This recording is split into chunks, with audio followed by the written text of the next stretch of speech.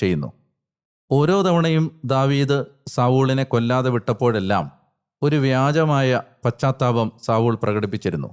ആത്മാർത്ഥതയില്ലാത്ത അനുതാപത്തിൻ്റെ ലക്ഷണങ്ങൾ സാവൂളിൽ പലതവണ നമ്മൾ കണ്ടതാണ്.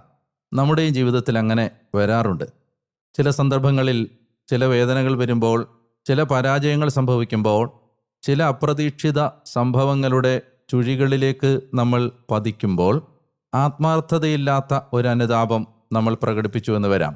അപ്പോൾ നാം പാപങ്ങളെക്കുറിച്ച് പശ്ചാത്തപിക്കുന്നു, തെറ്റുകൾ തിരുത്താൻ തയ്യാറാവുന്നു, ദൈവത്തോട് മാപ്പ് ചോദിക്കുന്നു.